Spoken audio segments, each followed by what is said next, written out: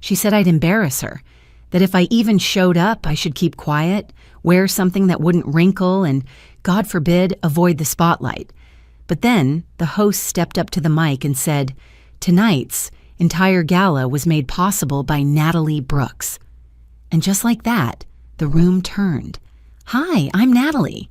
I used to be the girl who taped her science fair ribbons to the back of the fridge because they weren't ladylike. But last night, under that spotlight, they didn't see a disappointment. They saw the woman who built the stage they were standing on. Before we dive into the story, I'd love to get to know you a little better. Drop a comment below and let me know where you're watching from. That way, I can send you a special shout out. Now let's begin our story together."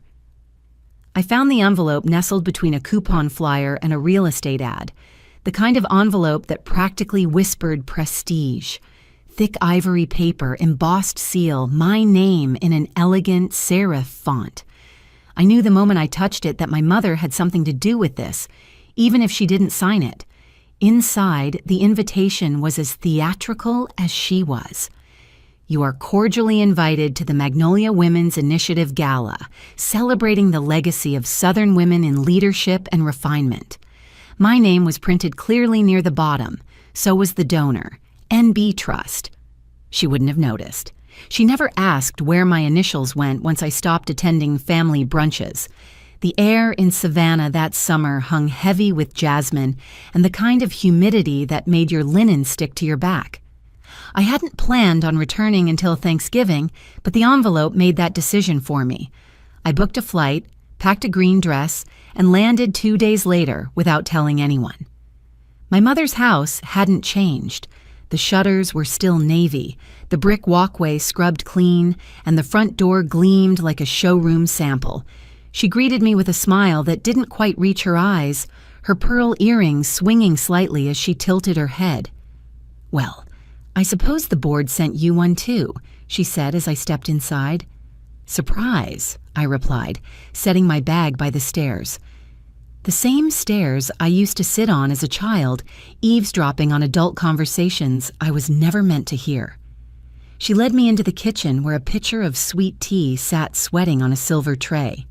"They're casting a wide net this year. It's our biggest gala yet." I leaned against the counter. "Did you tell them not to?" She hesitated, then poured herself a glass. "I didn't think you'd come. It's a formal event, Natalie." "You mean I don't own enough sequins?" She sipped, then waved a hand. "Just don't wear anything linen, please. And no sandals. You know how the press loves a stray toe." I smiled, but not because it was funny. She had always had this way of managing me, guiding, correcting, editing, until I disappeared into her version of a daughter she could display. I used to fight it. Then I stopped fighting. I just moved 3 states away. That evening, after dinner had settled into silence, I climbed the creaky staircase to the guest room, my old room, stripped of posters and awards, replaced by neutral bedding and a stack of outdated magazines. I opened the window slightly and let the sounds of cicadas fill the space. Below, the garden lights flickered on automatically. My mother's roses were thriving, as always. I wandered back downstairs and paused near the living room doorway. The light was on. She stood facing the tall mirror above the fireplace, one hand gently pressed to her chest as if anchoring the words there. "Ladies and gentlemen," she began, her voice steady and smooth, "welcome to the Magnolia Women's Initiative Gala. Tonight we honor tradition, elegance, and the enduring pride of Southern womanhood." She paused, adjusted a curl that had strayed from her chignon, and started again.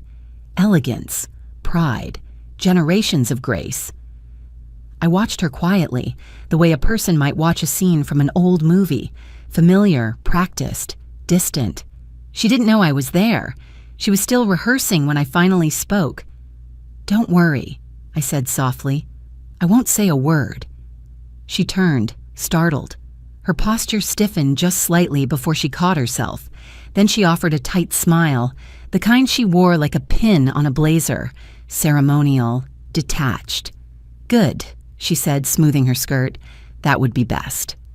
I didn't reply. I just nodded and turned back toward the stairs.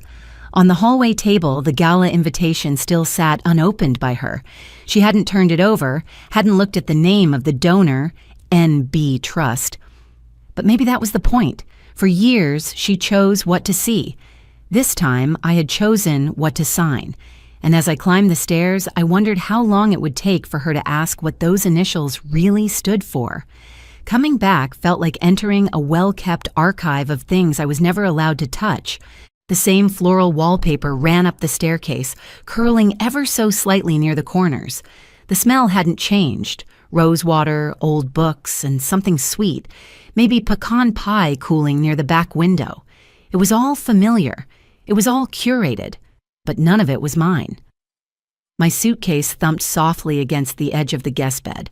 Once my room, now sterilized into neutrality. The blue ribbons from my science fairs were gone. The framed photo of me holding a soldering iron at 13 had been replaced with a soft watercolor print of magnolias. Even the lamp had been changed, no longer the flexible one I'd used to read under my covers late into the night, but a stiff brass thing that gave off barely enough light to find my way to the closet.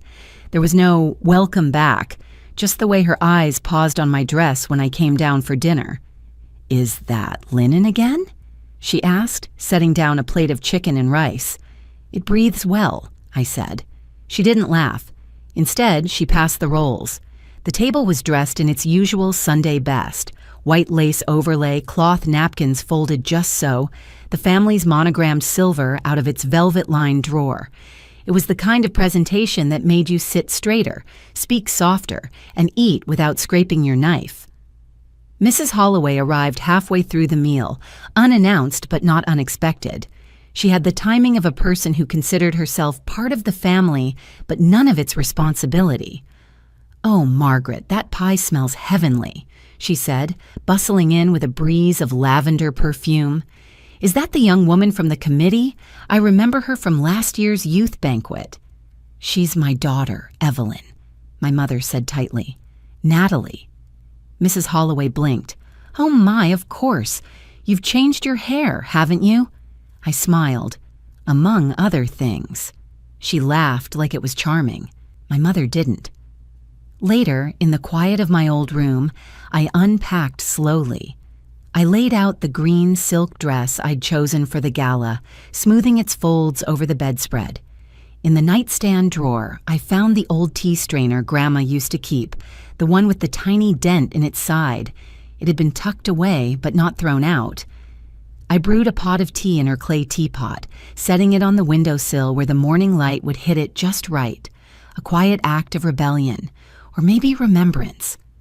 I poured myself a cup and sat by the window, feet curled beneath me. My laptop blinked to life. The gala committee's email waited, still unsent. I read it one more time. "Dear Committee, as discussed, I kindly request that the identity of the NB Trust donor remain private until the scheduled reveal. I will be arriving on site the morning of the gala. Please confirm receipt." I clicked send. A breeze slipped through the screen.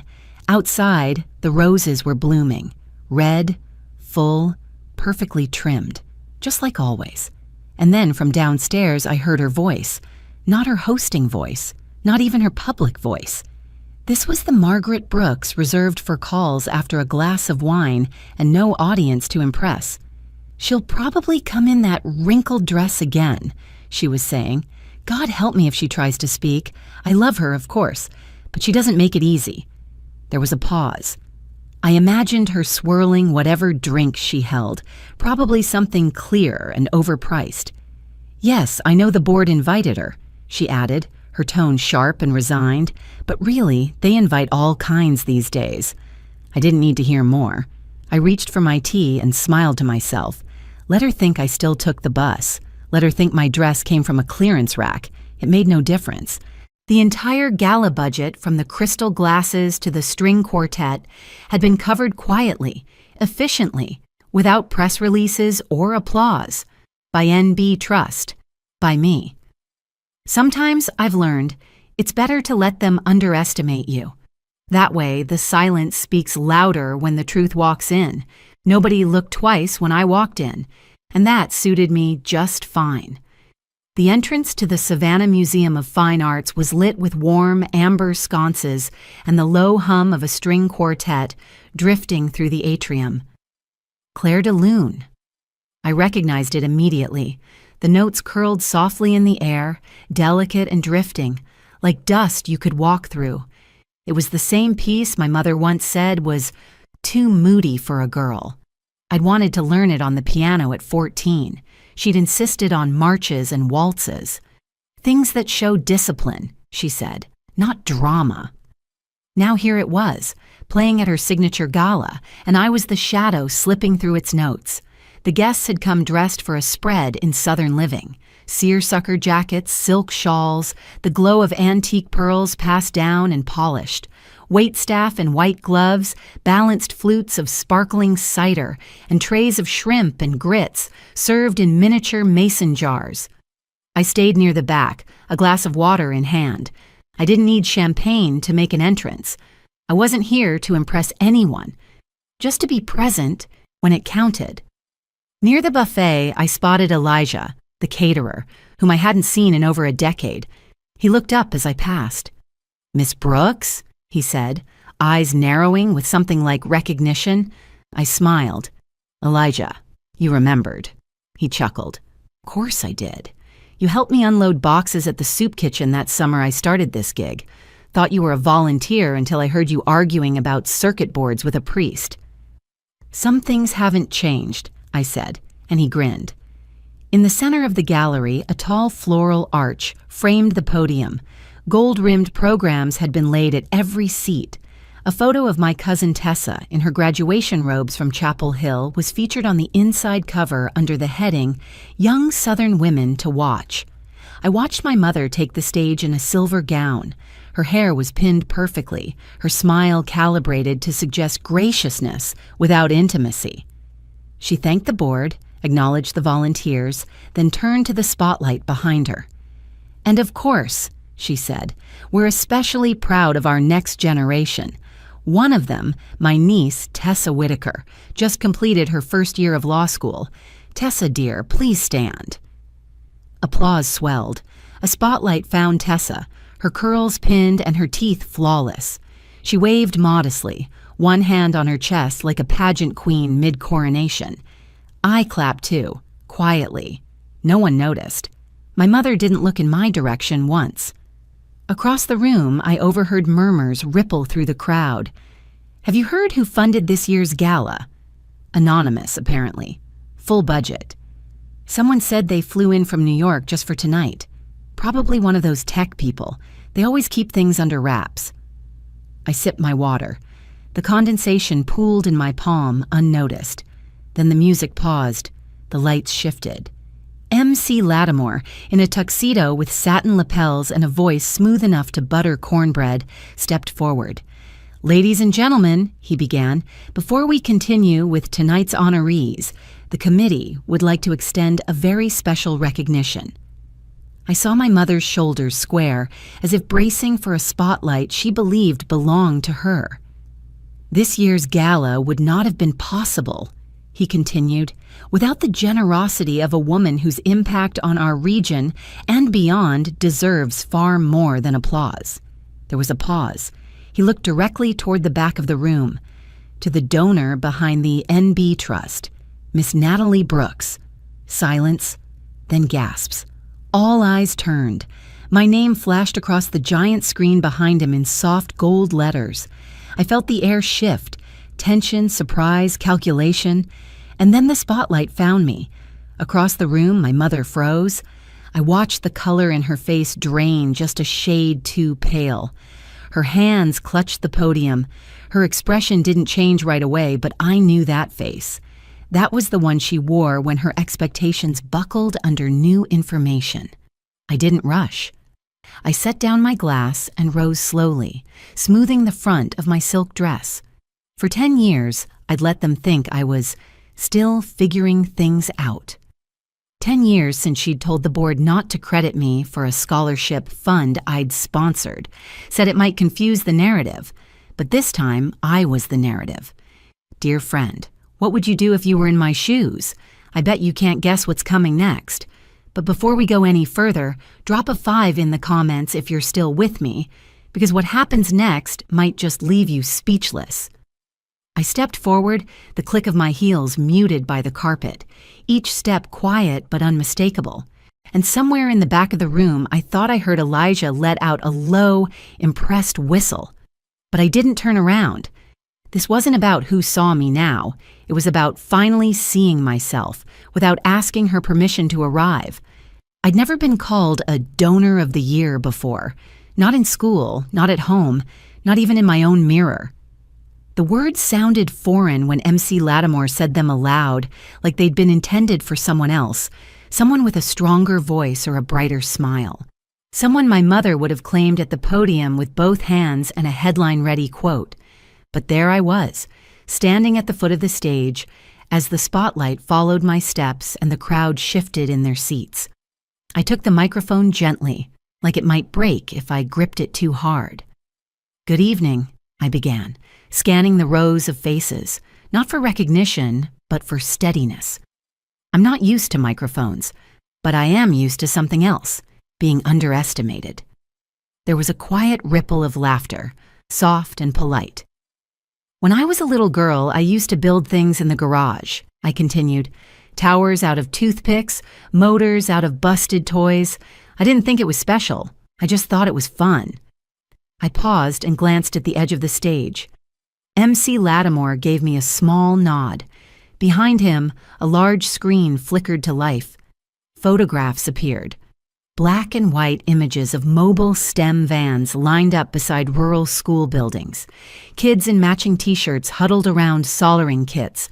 A robotics lab with the words, "Liberty High, Innovation Wing" etched in brushed steel. A collective hush settled over the room. "I never expected to be here tonight," I said. "But if I'm honest, I stopped waiting for invitations a long time ago." From my place on the stage, I spotted a girl near the back, maybe 15, in a simple dress and thick glasses. She leaned toward her friend and whispered something. The friend looked at the screen, then back at me. "That's the lady behind it?" I heard her mouth, clear as a bell. It was the kind of moment that didn't need a photograph. It etched itself. I cleared my throat, not from nerves, but to hold the weight of the air still. My foundation, NB Trust, wasn't built to prove anything. It was built because I remembered what it felt like to dream quietly and alone, and I didn't want any girl to feel that way again. Applause began softly, like rainfall on a window pane, and grew into a full wave. Somewhere in the middle row, a woman from the press took notes, her pen flying. I caught glimpses of town council members nodding. Elijah the caterer was wiping his eyes with a folded napkin. And then, just for a second, I looked toward my mother's table. She hadn't moved. Her hands rested perfectly on the linen napkin in her lap. Her wine glass sat half full beside her plate, but I could see it. The small shift in her spine, the slow blink, the way her mouth pressed into a line thinner than thread. The camera hadn't panned to her yet, but I knew what it would catch when it did. I took a breath and finished. "Thank you for letting me stand here just as I am. That's more than I ever thought I'd be allowed." I stepped back, handing the microphone to MC Lattimore. The applause swelled again, standing this time. The screen behind me paused on a final image, a ribbon-cutting ceremony outside a community college tech center. I stood in the corner of the frame, nearly unrecognizable behind sunglasses and a blazer. Then the screen split, one half replaying the moment I took the stage, the other zooming toward the front rows. And there she was, Margaret Brooks, seated at the head table, a half smile frozen between performance and disbelief. For a heartbeat, the applause sounded far away. I wondered if she saw the projection of herself behind me, 10 feet tall and blinking, if she recognized that, for once, she hadn't curated the moment. The string quartet shifted into a different rhythm, a slow, wandering melody. Summertime. I knew that tune. I knew it the way a child remembers being corrected. Years ago, I'd asked to play it at my school's spring recital. My mother had wrinkled her nose. "Too jazzy," she'd said. "Improper for an audience of donors." Now it carried me off stage like a ribbon trailing behind a kite. I stepped down slowly, heels quiet on the carpeted riser, the scent of hydrangeas clinging to the air. But when I reached the floor and turned toward the table where she'd been sitting, her chair was empty. No purse, no shawl, just the ghost of where she'd been. A soft breeze from a nearby vent caught the edge of the linen napkin still folded neatly beside her untouched dessert, and I stood there for a long moment, not surprised, not hurt, just aware. Some silences say more than any standing ovation. Some silences are peaceful. Others sit across from you at breakfast and stir their tea like they're rehearsing an apology. When I stepped into the kitchen that morning, the light was already shifting through the curtains in long, quiet beams. The table had been set. 2 plates, 1 slightly chipped teacup, a jar of blackberry jam with the lid askew. The toast was cooling on a folded cloth napkin, and my mother was seated at the far end, spoon gently clinking against ceramic. She didn't look up. I sat down slowly, careful not to disturb the fragile arrangement of morning. The chair creaked under me, a sound that used to mean I was fidgeting, not listening, not ladylike. Now it was just a sound. I reached for the jam. Her eyes followed my hand but never met my face. We ate in near silence for several minutes. No small talk, no comment on the weather, just the soft rustle of the newspaper beside her and the ticking of the clock on the wall. Then she spoke. "You planned that?"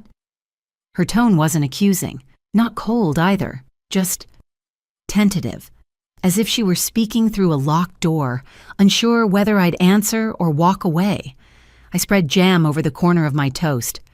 "You planned not to see it," I said gently. She nodded once, like she'd expected that answer. The clink of her spoon stopped. She set it down slowly, precisely, the way she always did with things that mattered more than she let on. "I watched the whole thing," she said after a pause. "Every word, every picture." I didn't reply.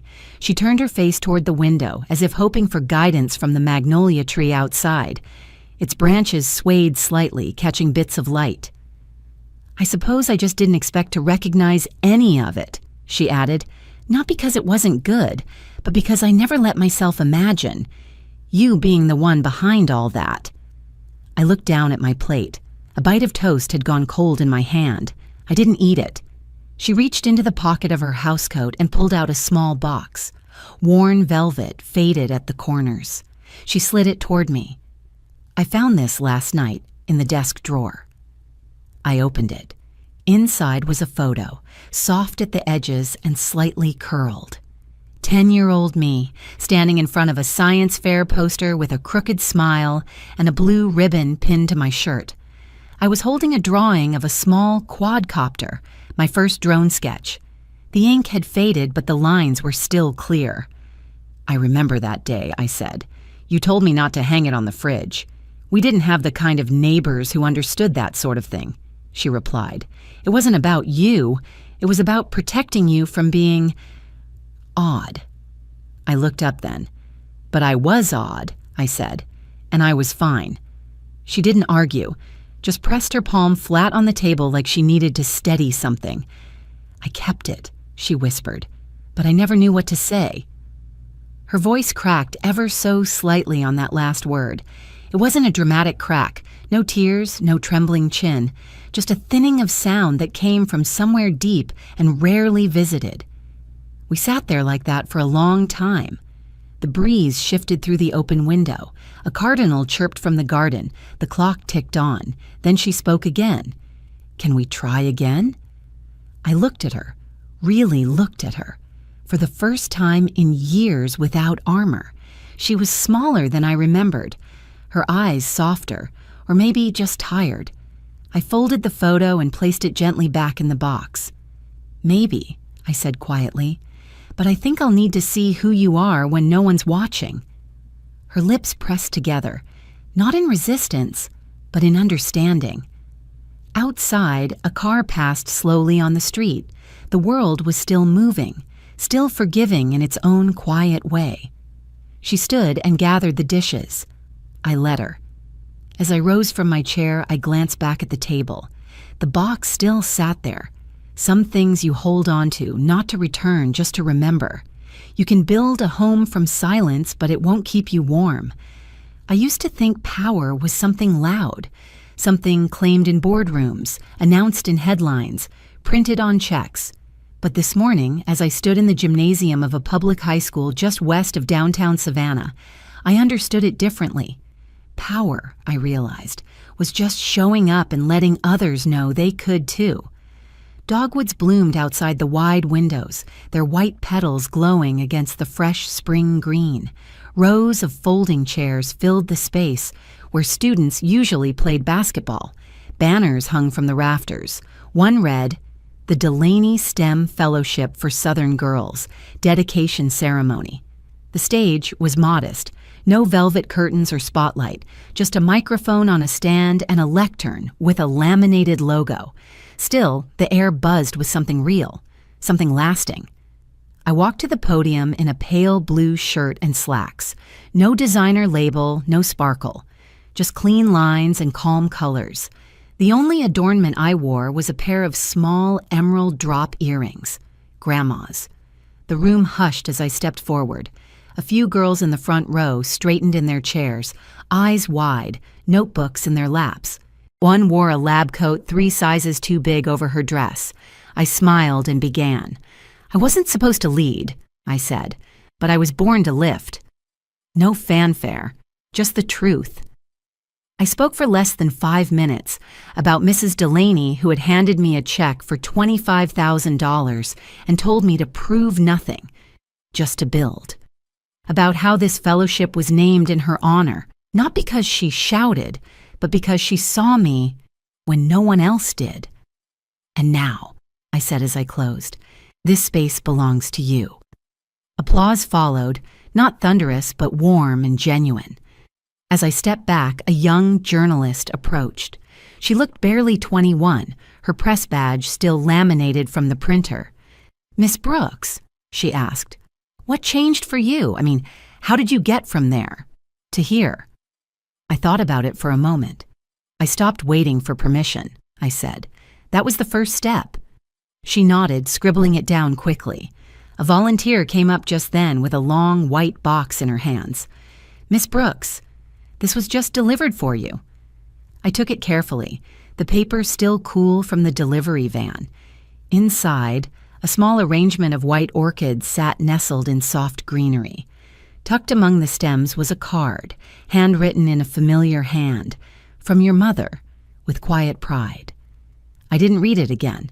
I didn't need to. I folded the card once and slid it into the pocket of my slacks, then handed the box back to the volunteer. "Would you place those near the students' table?" I said. "They'll know what to do with them." The final portion of the program continued. One of the mentees, a sophomore named Alyssa, gave a speech thanking the committee. Her voice trembled once, then steadied. Another girl read a poem she'd written about machines that could fly without permission. Afterward, as the chairs began to shift and the crowd mingled, a young girl in the back walked straight toward me. She was no taller than my shoulder and wore tennis shoes with marker doodles across the toes. She paused, then looked up at me. "Can I hug you?" she asked. I didn't hesitate. I knelt slowly, knees cracking a little on the way down, and wrapped my arms around her. She smelled like peppermint gum and sunscreen. "Thanks," she whispered into my collar. "Any time," I whispered back. We stood like that for a moment. 2 people generations apart, tied together by a bridge that neither of us had to build alone. When the gym began to empty, I took one last look around. The front row, where the press and board members had sat, was nearly cleared. Programs lay folded on the seats. A half-drunk bottle of water rolled lazily under a chair, and one seat, right on the aisle, remained unclaimed. No purse, no handbag, no shawl draped across the back, just a seat. And for the first time, I didn't need it filled to feel seen. I walked past it slowly, quietly, knowing that some spaces are meant to stay empty, not because no one showed up, but because you've already made peace with who never did. Sometimes, The seat they leave empty says more than anything they ever told you out loud. But as I walked past it that day, I realized I didn't need it filled to feel whole. In life, we don't always get the apology we hoped for or the spotlight we earned, but we can build something better, something lasting, when we choose to lead with quiet strength and open hands. Grace doesn't always arrive in the form of recognition. Sometimes it's the choice to keep showing up anyway. If this story reminded you of someone you've had to forgive or become, feel free to share your thoughts. I'd love to hear how you've learned to build your own table, too.